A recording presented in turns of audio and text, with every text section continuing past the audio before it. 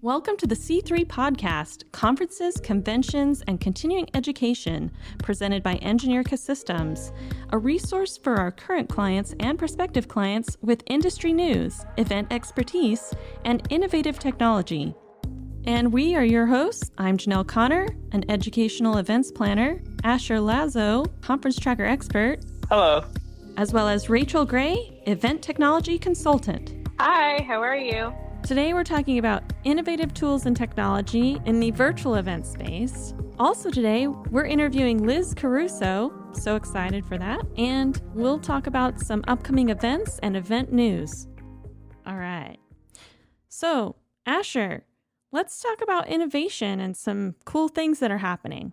Yeah, for sure. So honestly, I believe our entire industry, when it comes to events, have all been trying to see what best innovations they can, come up with, integrate. There's so much software, there's so much technology out there. And to be honest, when it comes to actually having some sort of online aspect or, more features for other people to join, it's a little lacking. So while we have been forced to jump into it, I feel like the transition hasn't been as difficult since we already have this technology. We just haven't merged both yet until now. We've been launched into having to take all of our events virtual now. And it isn't like we didn't have virtual event technology. In fact, we have tons of technology to take our events virtual, and several events have been held virtually for years. But this situation has really pushed us forward, and now we're starting to take those, maybe overdone in-person events and jazz them up and make them really valuable as virtual events and have to rethink them, put them in a new format. Yeah, like how there are virtual events out there. It's just kind of normalizing it more, having that available in more conferences and,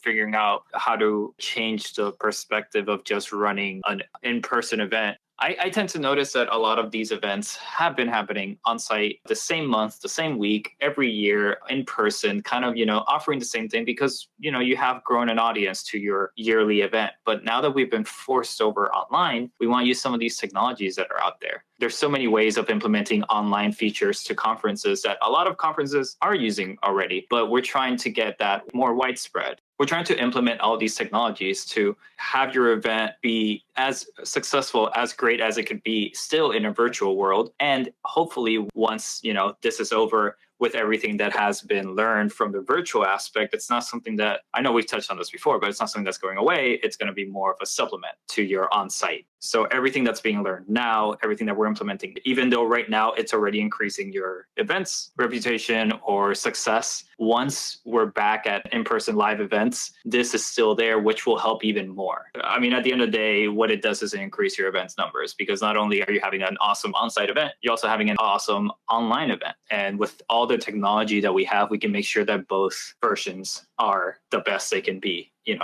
They're equal in, it's like, oh, I'm slacking on the online or I'm slacking in person. No. All super. It's all awesome. In a recent conversation I had on Student Success Heroes, something that Dr. Tricia Seifert said when I talked to her was how excited she was to have a more global audience. Yes. To reach out to corners of the earth that normally she wouldn't be able to talk to. So now with virtual events, that adds so much more to the conversation. It increases the chance of building a bigger network, of learning new perspectives, all these different things. So that's one reason why it's important to take a step forward, take the leap into virtual events, and really utilize the innovation that's coming forward. Yes, for sure. Yeah. This has forced us to be innovative in all of our fields, especially the event industry. And due to the rapid evolving of what we need to do here and the rapid integration, we have a lot of access to so much technology that while a fast transition, it's still relatively easy because this is raw research technology that's still available. And eventually, once we are back to normal, all of this research, all this hard work that we put into virtualizing everything will just be an extra benefit. Yeah, we'll never be back to normal. Sorry. Once we're never back to normal, all of this research and innovation and integration that we've worked on will just be another benefit to your conference. It'll just be more ways to gather more of an audience, more of a global outreach, and not necessarily just focusing on an on-site event. You have to think of your potential attendees. And if you market it right, you can increase your attendance who knows how many fold. The good thing is that there's so much technology out there that rapid integration has kind of shown up seamlessly in a sense. Yeah, I mean, you can expand your network and get a really global audience now. Also, Exactly. with the transition to, we're not going to transition directly into everybody hugging and kissing. We are going to transition to more of a hybrid landscape. So even using technology to social distance, that will become more of the norm in the coming months. So even using the technology we're using right now to go completely virtual, using that to then social distance, I think would be like the next great step. Yep, definitely. We've been really looking into how our clients have decided to move their events into a virtual world. So like I mentioned, there are so many technologies out there, whether it's Zoom or GoToMeeting or BlueJeans or Redshirt or YouTube, all these ridiculous names out there. But there's so many options out there. And I think that we have taken that into account and found really, really innovative ways to just integrate our longstanding platform to these other longstanding platforms. So we're not necessarily reinventing the wheel. We're just, again, making sure that everything merges seamlessly, everything is self-contained in one platform. And no matter what option you take, we can work with that. Yeah. I mean, I think we're all going through this challenge together and really working on finding the best fit for each and every conference and making sure that our customers and their attendees are going to have that really valuable and meaningful experience that they expect from that conference and more. Yeah, and we can't just, the moment that you start thinking that this is a virtual conference now, it's not an on-site conference, and this can't be done, and this other thing can't be done. No, we can't think of it like that because, again, the technology is there. It's not a brand new thing. It's a brand new thing to a lot of conference organizers, but not necessarily in the tech world. There have been plenty of companies that use all this online conferencing, and just being able to display that in a conference itself shows the amount of interactivity that you can still keep from a live event. Asher, what are some of the main questions that you get asked from virtual organizers? Will X work in your platform? Or in other words, kind of the same question. Do you handle the streaming, or is that up to us? Because again, it's that, so we can call it a hot word at this point, streaming, live streaming. It's always about the live streaming, but that can house a lot of different options. So yeah, I would say my biggest question that I get is, does your platform work with X, Y, or Z? Or are you the X, Y, or Z that we should be using? And at this point, I can honestly say that we can do both, because we want to work with you. We want to make sure that whatever you think is the best thing, we can also think, hey, that's the best thing you can do. Let's make it happen. And isn't it sometimes scenario based, like what they want to give off to their audience? You will then give a recommendation based on how their planning is structured? It depends. I would say half and half. Comes down to, some people already have an idea of how they want to run it. So they come to me already with like, hey, this is what we're thinking about. Will this work? And, for the most part, yeah, of course. But sometimes there's a lot of people out there as well that aren't sure. And they know that they want to use the quote unquote live streaming, but they don't know the best way to implement that. So sometimes we'll be talking to someone who wants to do live streaming, but then I start kind of nudging them. It's like, there's also pre-recorded. You can definitely pre-record a session or a presentation and upload it. And that allows you to professionally edit it beforehand and have more of a self-contained video. And sometimes like, no, we still want the live stream, or sometimes like, hey, that's not a bad idea. So I would say both. It's a half and half.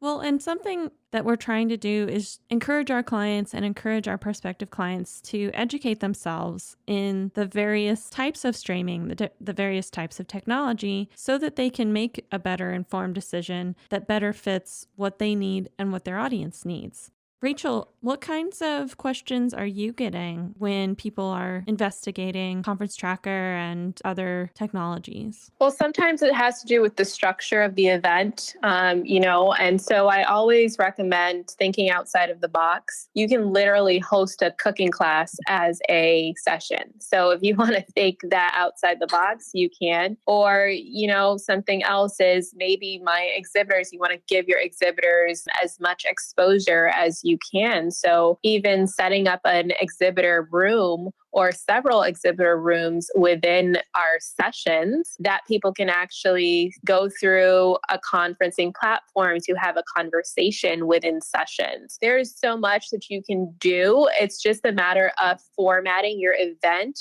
and then coming to us with questions. What would best fit the technology and so forth? But sometimes people are starting all over from scratch and looking for ideas. What is everyone else doing? That's a question I get a lot of the time as well. I really like that idea of having exhibitors kind of have sessions to them. Instead of having a live presentation, maybe have exhibitors do a small pre-recorded video that you can have up as a quote unquote session. And then people can just visit and find out more about all these exhibitors and sponsors. Yeah, that's a great idea, Rachel.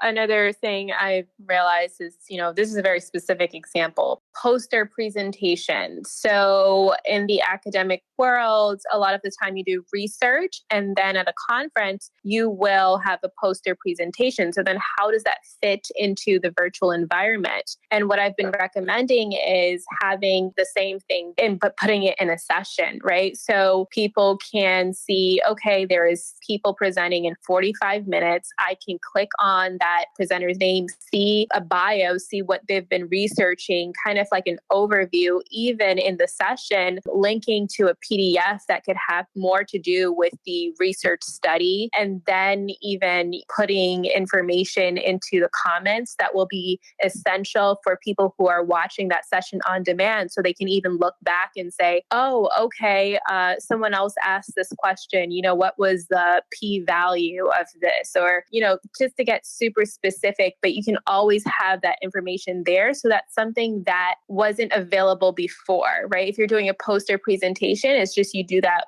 one time and then there's no comment section. There's nothing for you to go back and refer to. So this is something that is new and it can be used in so many different ways. That's just one way of thinking outside the box.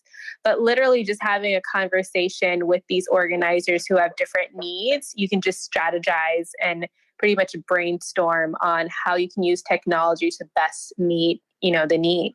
Yeah, this is a time for creativity, and creativity brings a lot of energy with it. And then you can take that energy, apply it to these ideas, and really move your event forward and get things, there's a lot of details to work out. But if you're anything like me, you love those little details and working out, okay, we want to do this type of activity with our exhibitors, so we need X technology or X details to get that in place. I really love that kind of thought work, and I think most of us in the industry do. That's why we're here and why we're planning events.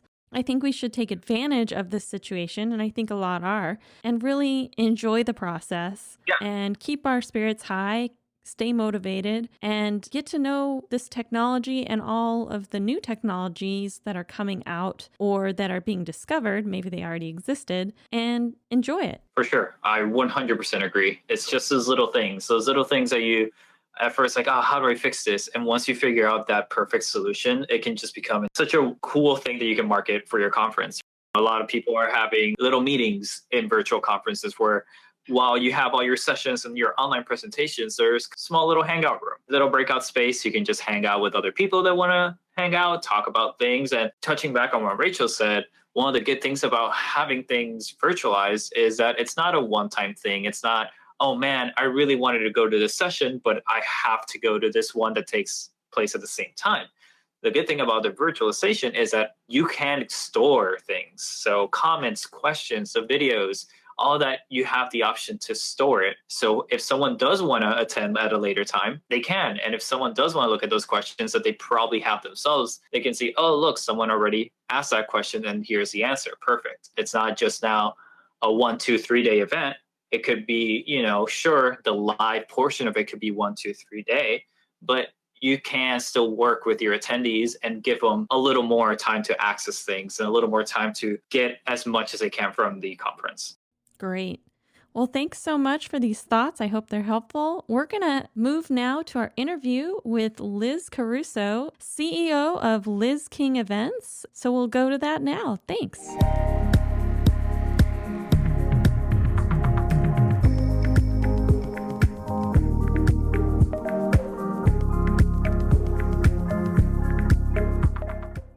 Liz, we are so excited to have you on the podcast today. Can you go ahead and tell us about you, your background, and how your passion for events has helped you be successful? Sure. Yeah. So I graduated college thinking I wanted to be a counselor, graduated a psychology degree, and worked in a counseling center before I realized probably wasn't going to be what I really wanted to do with my career. And so I was one of those many college students who just paid for a degree that I'm not going to use. And so I went to work Been there, done that.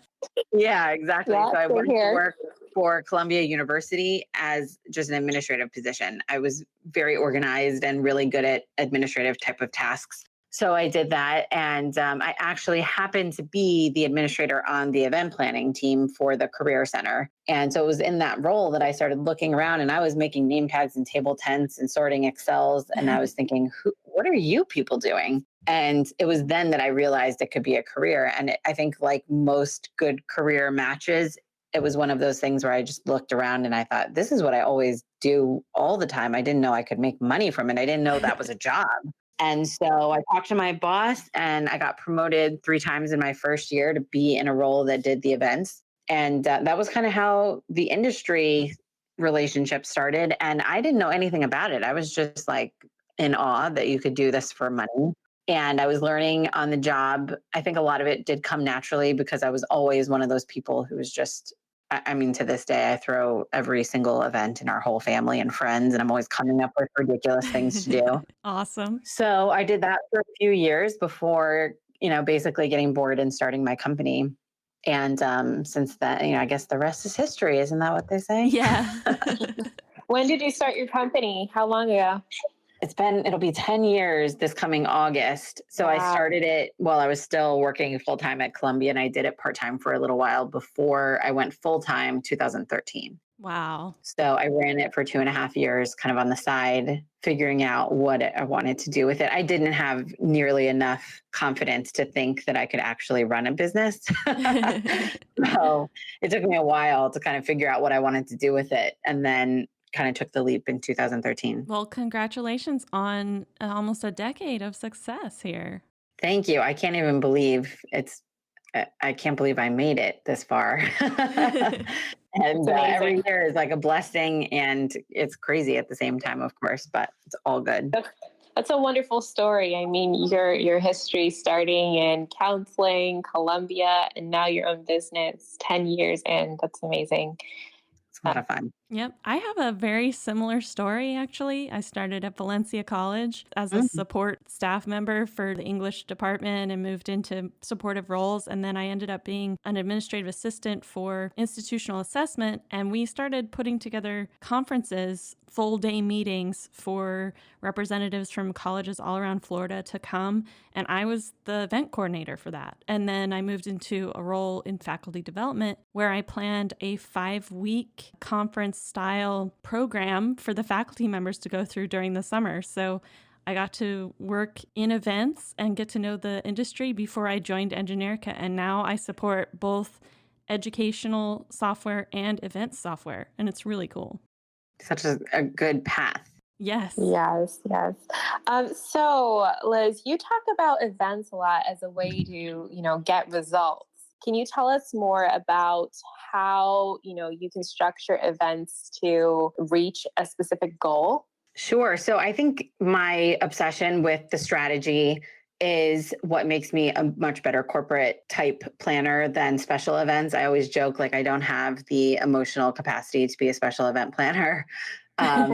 I'm very much driven by results. And so I really enjoy working with clients who have a particular goal in mind, which sounds ridiculous. But actually, if you look around the industry, there's so many events that are just because we've always done them or because it's cool to do something once a year. But whether it's building your brand or selling a product or a service or making a connection with a lead that you couldn't get any other way, but to get them face to face and entertain them or whatever, I find that when you can create an event to meet a goal, obviously it makes it a little bit easier to plan because you know exactly what you're planning for. I'm also a very big minimalist in personal and professional life. I would not be the planner you call because you want, flashing lights at the door, unless it has a purpose. And so, it really helps me from a budget perspective to think about what are the pieces that are most important to invest in. Not that I work on low budget events, but the idea is that every dollar is spent towards achieving something. And I think that's always been really important for companies. I think with COVID-19 kind of coming and completely transforming our industry, that is going to be even more important. We think about the fact that you could host an event, but there's the legal side. Are you legally allowed to host an event? And then there's the side of like, do people even want to come? And I think that is going to be a really high threshold in the coming months. And even continuing past that, we have to have something so good that's worth showing up for. So I think that strategic piece is so important. And events, they're so powerful. We have the ability to make an emotional connection with people, to transform their experience in life, and to achieve a result. And so my opinion is, except for personal stuff, why would we do any other way? Why wouldn't we make them super strategic and achieve these big things with them? Yeah, just thinking about the different events I attended in my youth and recently, when they're done right, you go through kind of a change. You learn and you grow and you connect with people, and it's really exciting. So I can definitely see where an event can be a strategy, or it can have a purpose and a goal, and you can get there through the event. Can you tell us about some of the notable events you've been a part of and why you think they are successful? Sure. So I've had the opportunity to be a part of all different kinds of events, from large brand name events to smaller organizations that maybe you've never heard of. And I think actually some of my biggest successes have been around some of the smaller brands that have grown over the course of time and have really made an impact in their communities. One example is an event that I've worked on for many years now. It started actually as a women's empowerment summit and then has evolved and really now plays a role in diversity, inclusion, and equity for large corporations. So it's definitely something that's expanded to, not just women participating, but the idea is that, for women to have an equitable role in society and in the workplace, that has to be something that's across the board. It can't just be women. It has to be race. It has to be, we have to have that inclusive mindset across the board. So it's an event that takes place really to garner audience. The idea is eyeballs, right? For people to be aware of these topics, and then for the companies who are making progress in these areas to be able to share what they're working on. And that's an event that I think is very meaningful, in addition to just the experience of the event itself and the fact that it's been great to work on it over a few years. I helped them launch they launched in 2013. So even professionally for me, it's been a big learning experience. I worked on it for a few years. I wasn't part of it for a few years, and then kind of came back to it and have really seen the event go. The initial model was a 2-day conference and 100 events around the world during a single week. And it was all about different events and reaching so many touch points. But what I really like about the evolution of that event is now it's about a much smaller audience. Last year's event was about 200 people, a $1,500 ticket, one event. And so it's that thoughtfulness. It's like, great to have thousands and millions of eyeballs, but what's really going to make the impact on the companies that we're working with? That kind of transition maybe to other people seems ridiculous from the outside. Like, why would you go from so many events to one? But that's what I really enjoy, is thinking through why that actually makes a lot more sense for whatever reason. Well, it can be more effective. You can put more focus on it, more attention to it, and really dive into those details and make sure that it's an effective event and not just, oh, let's hurry and do this because we do it every year kind of a thing. Yeah, exactly. Have you ever gotten to see the results in person happening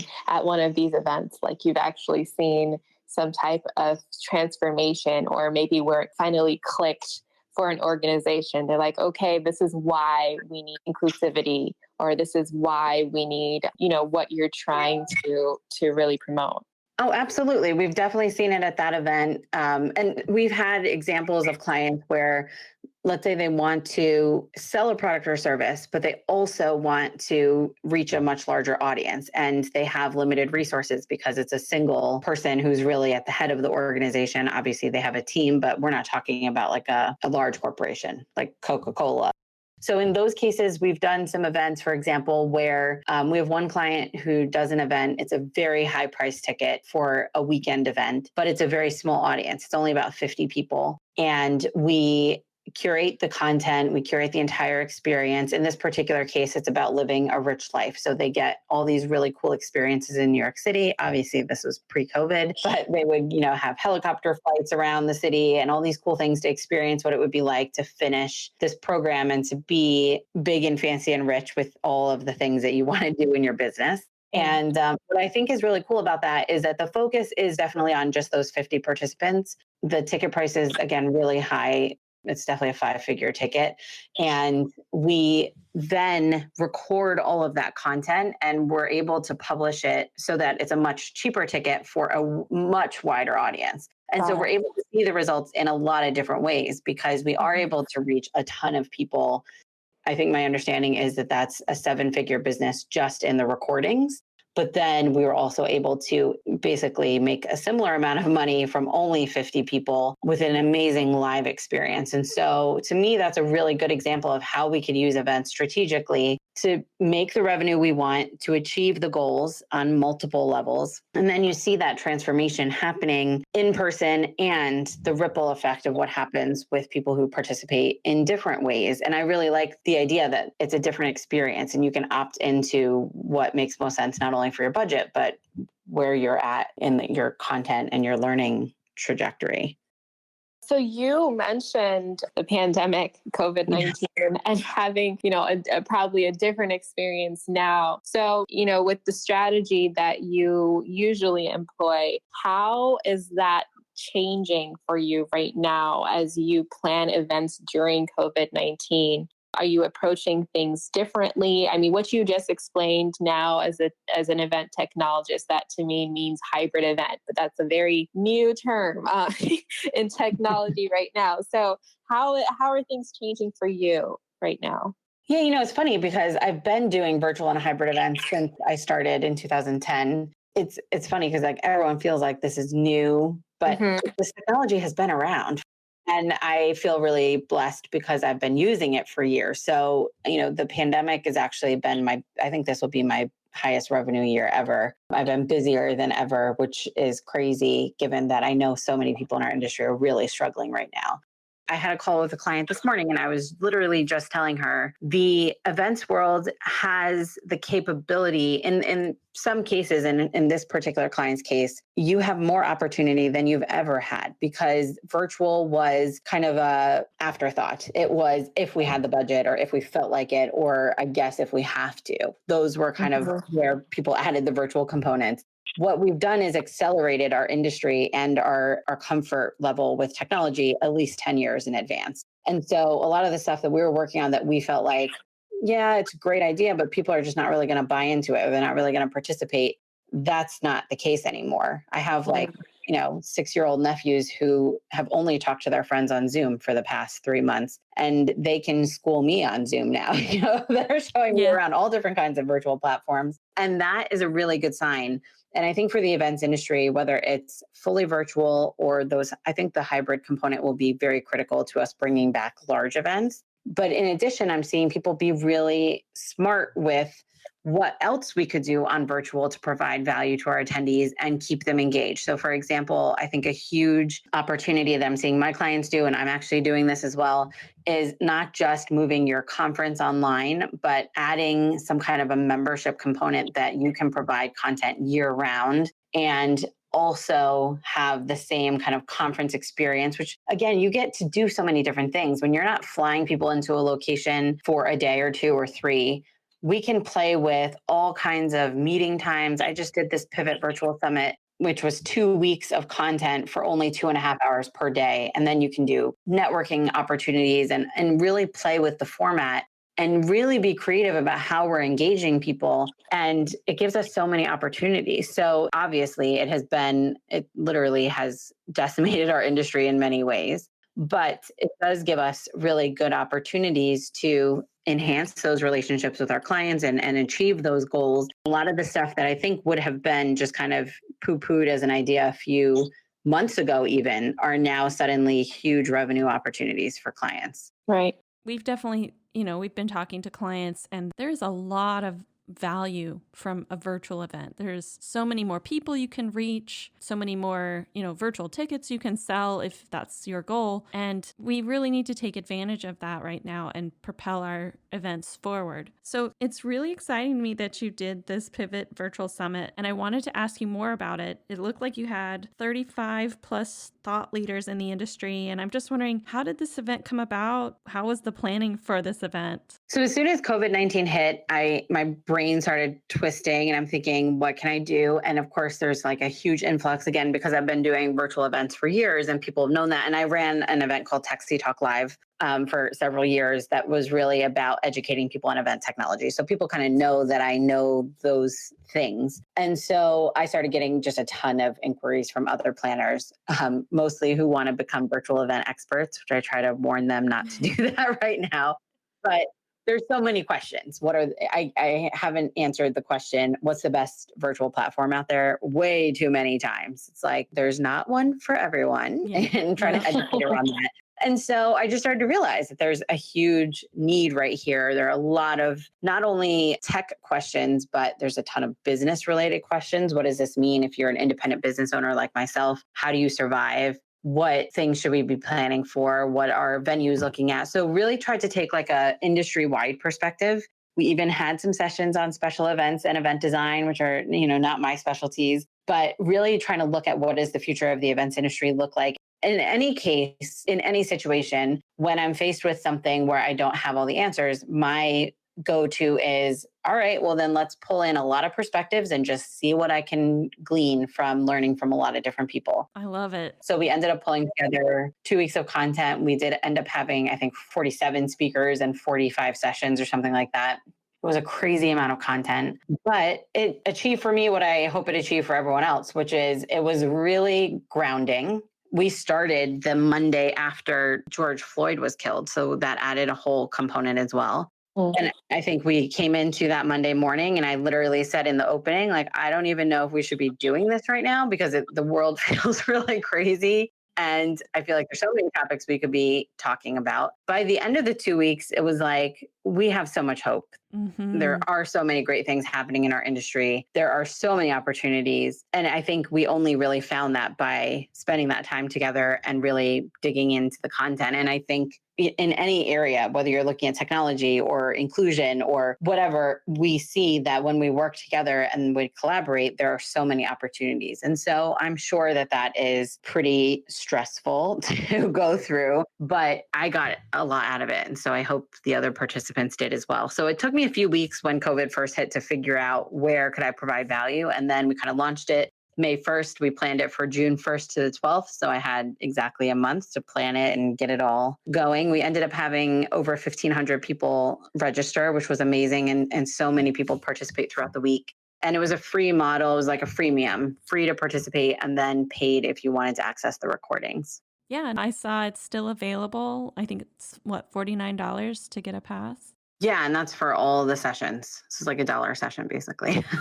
That is awesome. I'm really going to check that out.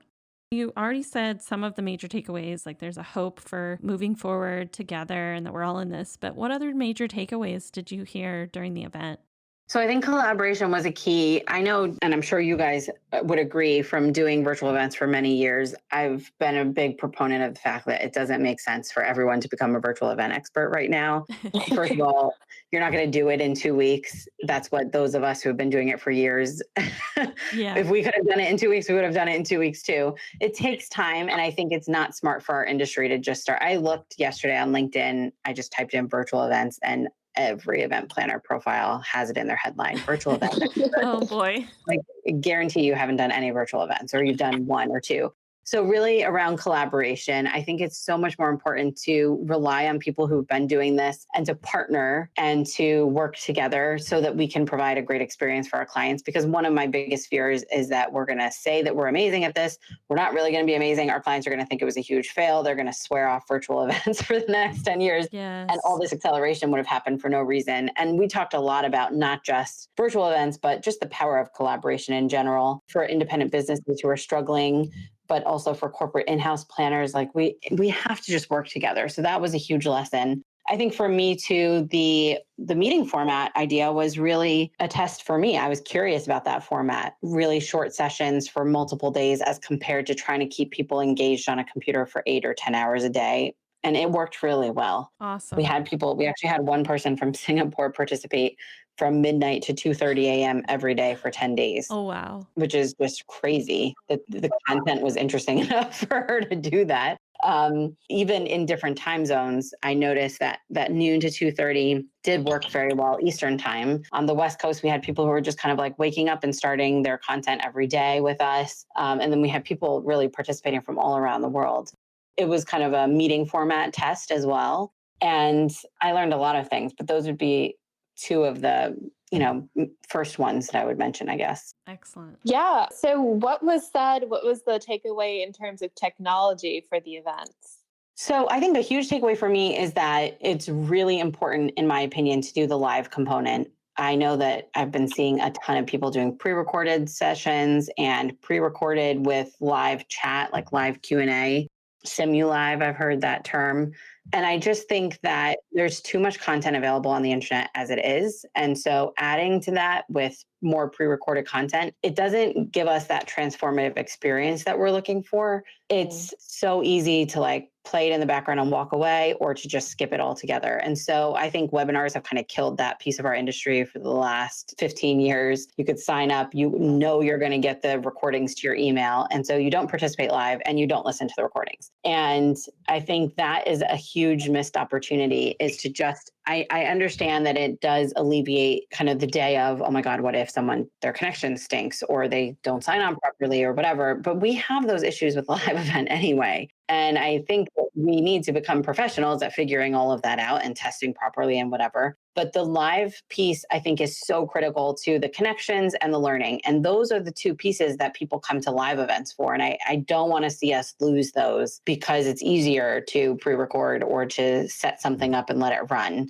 And I just don't think we're going to get those transformative experiences. So that was one. And then the other huge learning, I think, from a tech perspective is the technology is still really lacking. I mean, we're seeing with Zoom, for example, it became the most talked about because it was a great way to connect us. And then it became the most talked about because there are security flaws and people are concerned about X, Y, and Z. And I don't even think people know what they're talking about with security. It's kind of like, it's a buzzword and whatever. It's causing the technology to have to fast forward very fast. So again, you're seeing on the tech company side, people who never had a virtual solution and suddenly since March have launched one. So it's kind of like the planners trying to become the virtual event experts. But we also have seen virtual event solutions that have been in the market for quite a while who now are having to really push forward the experience. So avatars is, honestly, one example that I would use. I think the current option for people to like virtually walk around a trade show floor or something sucks. And I would love to see that evolve. And I've seen some really cool things just in the last 3 months. People who are saying that experience is not good enough. And so what if we did this, this, and this? And it's not built yet, so I can't say too much about company names, but it's just an example. Now people have had the experience and now they're pointing out, I like this, but I don't like these 50 things. So I think it's going to be a really exciting opportunity for event companies to fast forward in these areas. And again, it's an accelerator. We're going to see so many great things in the next 1 to 2 years instead of 10 to 15. Yes. I think we were kind of comfortable and now Way too we comfortable, have an opportunity for growth. Yes, and incredible growth too, like you said, in a fast forward type of way. I've seen that as well. Now, what do you think event professionals should be focused on as we continue to face the challenges of this pandemic? It's all about the attendees. And I've been preaching this for years, but I definitely think this has put the focus right there, right? If people can't attend live events, you don't have a live event. It doesn't exist. And as we go back, we need to think about, with live events, we really need to think about safety and security. We need to think about the content that's compelling enough for an attendee to want to go. And then we need to think about the experience for an attendee to have a great experience. I used to always say there's so much competition. If you think about how many people could be doing something other than listening to this podcast right now, it's a billion options, personal and professional. And that already made our jobs difficult. Yep. Now you work into it that people might actually be wary of going to events, period. And so even if there are a billion options, they might just not want to do any of them. And so the question is, how do we make our events compelling enough to make them say like, yes, I'm not only going, but I'm putting my money down for that. And then I had such a great experience. I'm definitely talking about it and referring it to everyone and going back again year after year. So I think that that's, it's just something that we need to focus on. It's something we need to be really mindful of as we build for the future. It's all about the attendees. If we don't have their attention and their money and their passion and their love, we don't have events. For sure. Yeah. And I mean, it's been our message for years that it's all about the experience in the event. And now we're just challenged with the way to create that experience. So we just have to rethink a few things, make some tweaks, look for a few new tools to still have an experience that is valuable, meaningful, and achieves the purpose of the event. Absolutely. Yes. So what's next for you? Are you planning more events like Pivot?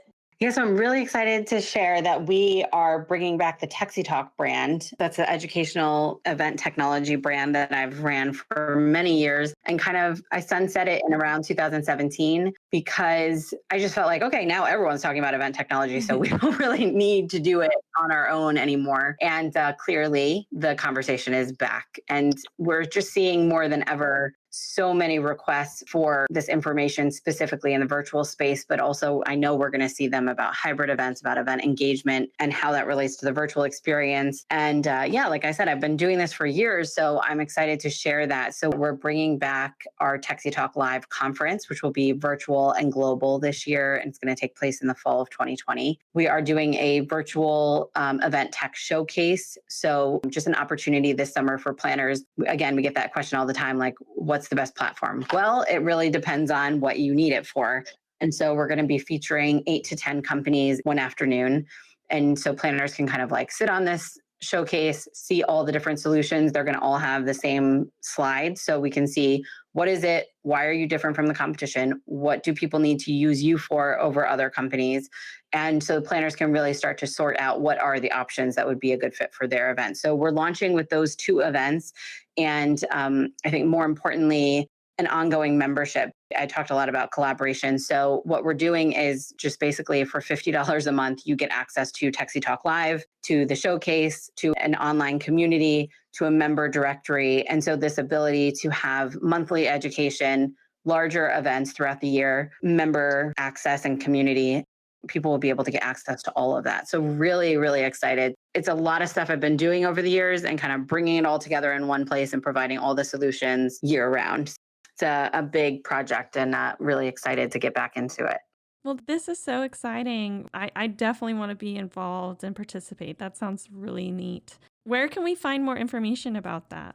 So you can go to texitalk.com, which is TECHSYTALK, and all the information is there. And we have a private Facebook group, so it'll be a free membership for just the Facebook group. So if you just want the community piece, we already have over 500 members in there and rapidly expanding. And so that is the free piece of it. And then you can upgrade on the website if you want access to all the content and the events that we're doing. That's cool. We'll definitely get the links and put them in the show notes as well. Thank you.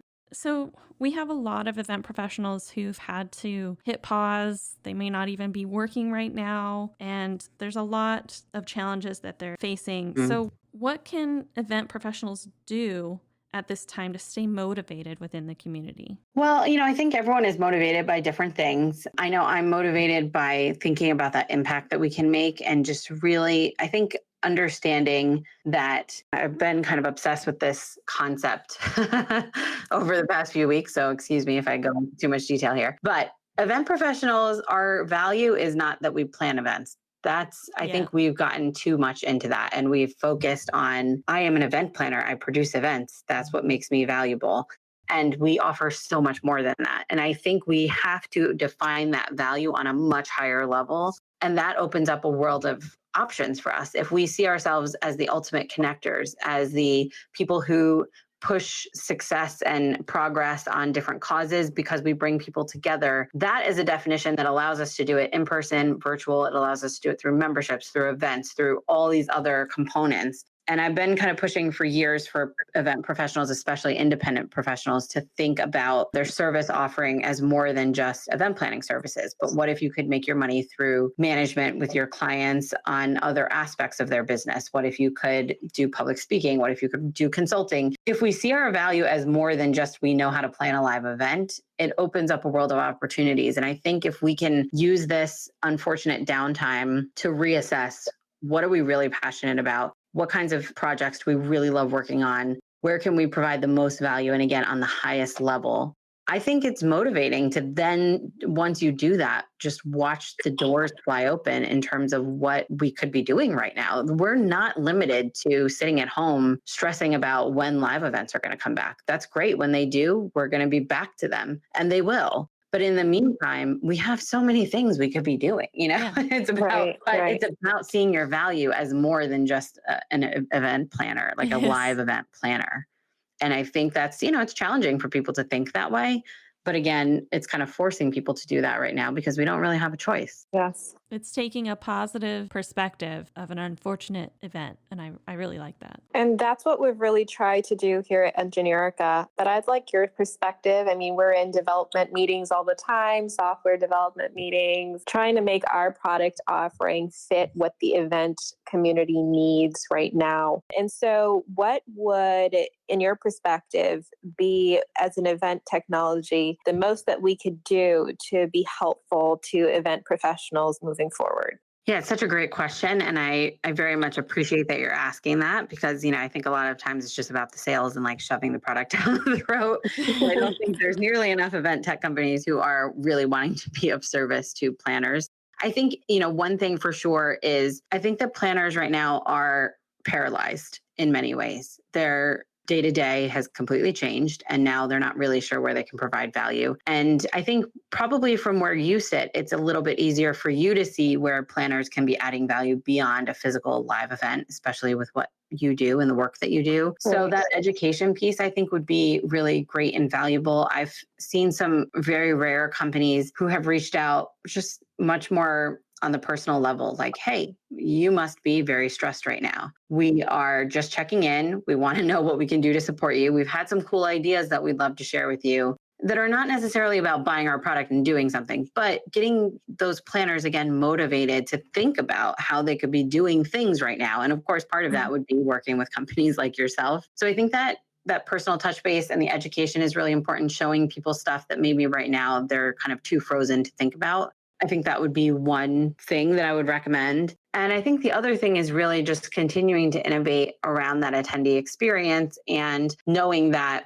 planners are going to be obsessed with that in the coming months. And, what you've been preaching and maybe has fallen on deaf ears for a little while, that's all coming your way full steam. So building the product to support that and the marketing language to make it really clear that this is what, you are the solution they need, I think is going to do very well for you in the coming months and years. Right. Yeah. And something I found, being on the client end of things is also just listening, like always being a listening ear, because sometimes our solution can fit what you need. We just need to hear. We need to hear what you need, what you want, what you've done in the past, and how in this new environment we can be useful to each other. So sometimes it isn't a straight out the box fit, but can it be right now?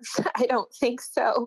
We're kind of in this place where it's like, you know what, tell me what you need and I'm going to try to accommodate it, and just trying to listen and have a conversation. It's just about talking, and I might not be the best solution for you, but because I'm able to listen and hear. And even if it's about, some people ask me about pricing, that's not what I do, but I talk to so many event planners that I can share ideas. So it might even be that. So just having like the collaborative nature to the conversations we have, it doesn't matter if you're a supplier or planner or attendee, that whole collaboration is needed, especially right now, because we're all trying to become stronger and move forward together and really, propelling our industry forward.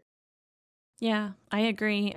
Everything that we've talked about today A lot of it dwells in collaboration and moving forward together and listening to each other and helping one another move forward, whether we're on the tech side of things, on the planning side of things, on the support side of things, just being mindful of each other and staying motivated, keeping that hope alive for the future. So I really want to thank you, Liz. Your words have been really helpful, inspiring. We're going to continue to educate. We're going to continue to offer webinars and this podcast. We're going to keep that conversation going. And we just want to thank you so much for joining us on this podcast. We really hope that it's helpful to all the event professionals out there. Yes, absolutely. Thank you for having me. Awesome. Well, we will put your information in the show notes so that everyone can find you if they need your help or want to continue this discussion offline.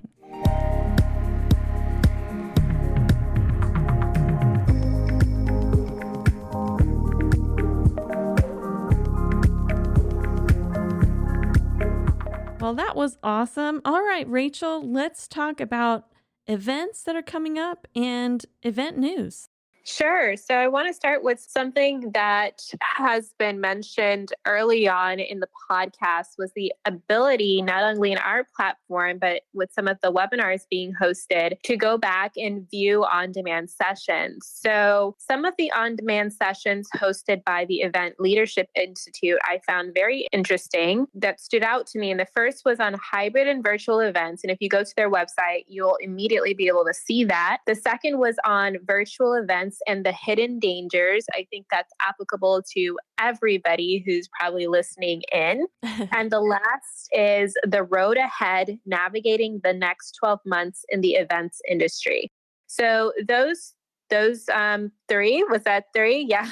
Those three really stood out to me.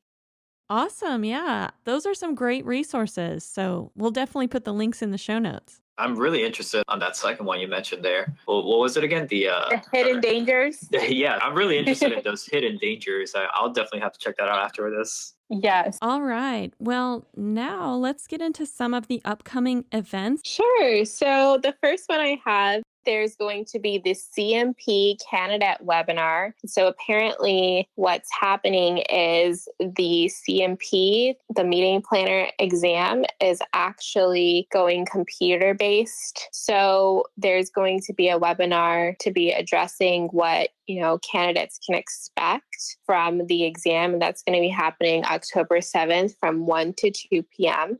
Interesting. Yes. And then I found a few webinars that actually happened previously, but they're still on the PCMA website. That's one of the associations that's leading the event industry. This one is called Helping Your Speakers Present with Impact. So I thought that was really relevant, and it's going to be available on their website. So if you just go to PCMA, you'll be able to find that. It was aired July 22nd, but it'll be available on their website. Awesome.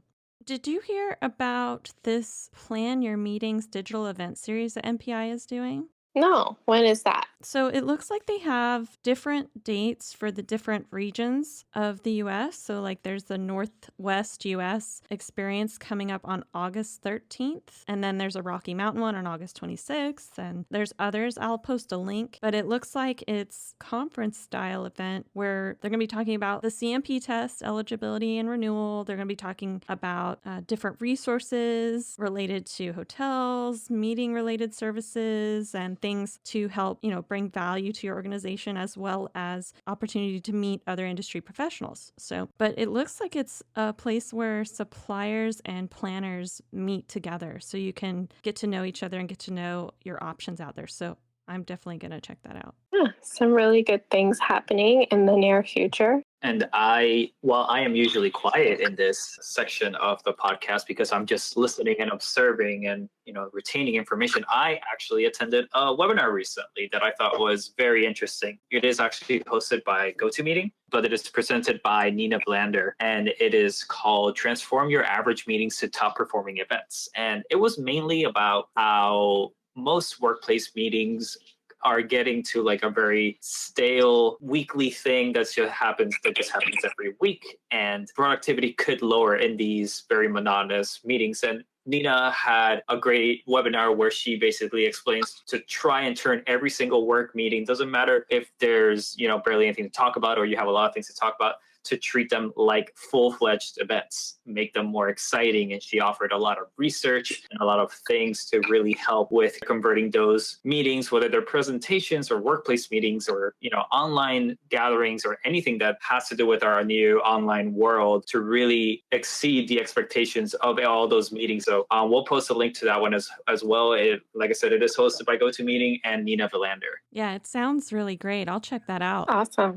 Before we go, we definitely want to announce our upcoming Conference Tracker webinars. We're going to be doing one about keeping and attracting exhibitors for your virtual conferences. And we're going to be talking about some of those challenges that you may have been wondering about, like how to maintain and generate more revenue from exhibitors, as well as how to present sponsorship decks and things that would really bring value and attract sponsors to your event now that they're virtual. Check out our podcast links for the registration for that, which is coming up soon. So now I want to talk about event news. Event organizers will not need waivers of liability for COVID-19. So it's not needed. What is recommended, though, is that you do bring awareness to attendees. But the reason why it is not necessary is because you can't prove where you're contracting this virus from. You can't support these claims. That's not going to hold up in court. I got it because I went to the Essence Festival on this date. No, you went to lots of other places too. So it's hard to really track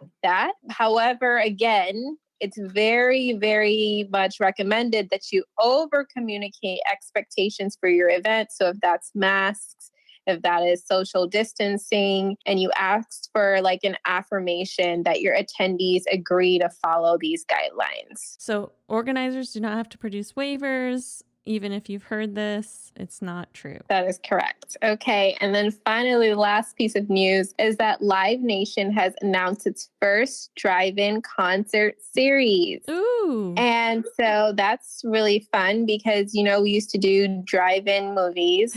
So now we have drive-in concerts and 4 people are permitted per car, just FYI. So this is a new era, right? Yeah. Where is this happening? Okay, so I don't have all of that information, but I will link it. Okay. Can't wait to start a mosh pit in my car.